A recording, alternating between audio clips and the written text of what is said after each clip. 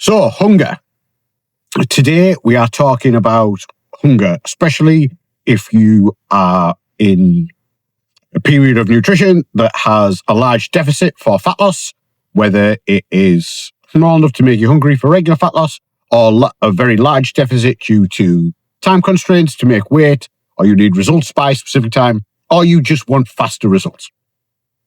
Now, hunger, for some strange reason, is talked about now online on a lot of social media networks as something that shouldn't occur in a diet. A diet should be easy.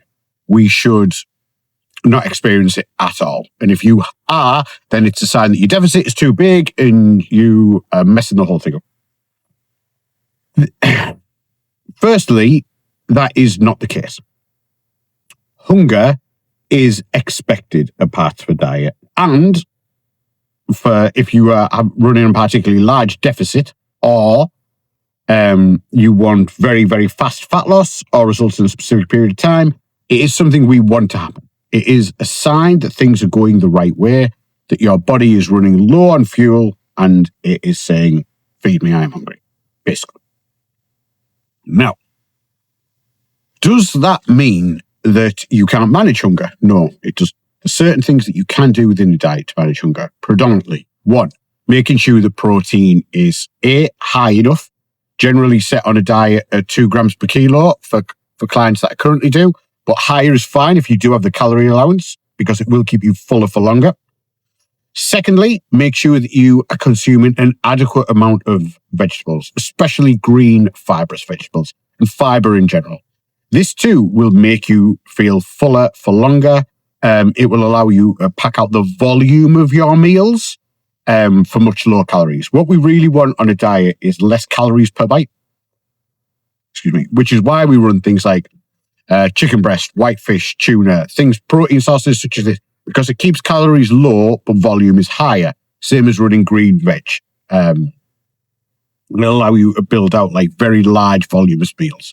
You can also look at things like, you can get very low carb or zero carb, like versions of rice and noodles and things like that, Kojak noodles, which are very readily available pretty much everywhere, pretty cheap now. Rinse them heavily before you cook them, and it'll get rid of the odor that comes with when you get them out, and it's not tasty. You can't taste it. But it will help pack meals out massively to keep you full for longer. And then lastly, hydration. Hydration's a biggie. Make sure you can drink in adequate amounts of water. It'll put fluid in your stomach, volume in your stomach, make you feel fuller. Now, when it comes to hunger, everybody has got a tolerable amount. Some people, if you make them slightly hungry, they go absolute pieces of their willpower dives. Other people can tolerate hunger very, very well. Women, by the conditions they've gone through all their lives, or just in general, do tolerate hunger a little bit better than men, in my experience. Now, hunger is, while we do want it to happen, while it is expected to happen on a diet, hunger will absolutely at a certain point devastate people's willpower. If you make people hungry enough, they eat each other. Like, it's just like starving, like feeling as though you are starving is a very, very real thing. Obviously, you are not starving to death on a diet, but you may feel you are unmanageably hungry, which is why we need to be doing tips such as mentioned previously. Where your personal tolerance is, you will have to find. Now, some people, and you may know which one you are, can be mildly hungry for a long period of time. So they can have a little bit of discomfort, but as long as they know that their meal is coming, in a couple of hours or whatever, they are fine. Some people can suffer a lot, i.e. be very, very hungry, but for short periods of time. So they don't mind 8 weeks or 6 to 8 weeks or 4 weeks or whatever it is of being very, very hungry, and they can gut that out if they know that it's only for a short period of time to get the results, get the fat loss done, in and out. It's not a one size fits all, and you will need to find out which one you are. A good way to do this is basically try fasting for half a day. And I say fasting, just skip a meal. Skip breakfast to get a lunchtime and see how you feel. you're feeling all right, then maybe go a little bit longer. If you can get roughly about tea time and not feel that bad, then you can probably tolerate hunger quite well. If you skip a meal and instantly become really ratty and short and stuff like that, then probably not a good idea.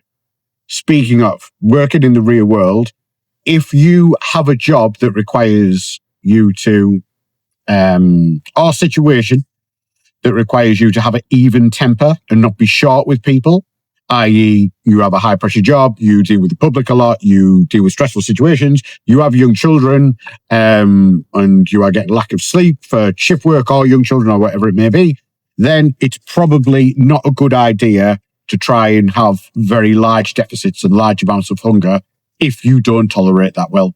Don't try and cut it out and convince yourself that you're a person you're not. Because ultimately, with the point that I'm getting to, is this is what it comes to when it comes to hunger, is that people try and shoehorn themselves into either situation because of content that they see on the internet.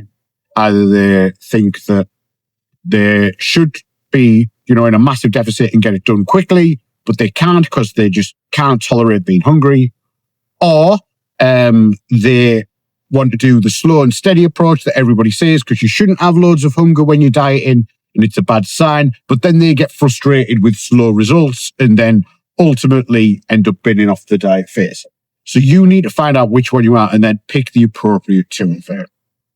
As always, if you want a hand on knowing which one you want, or which one you are, or need specific help on looking at bits of your diet, link in the description where I do free nutrition reviews for people.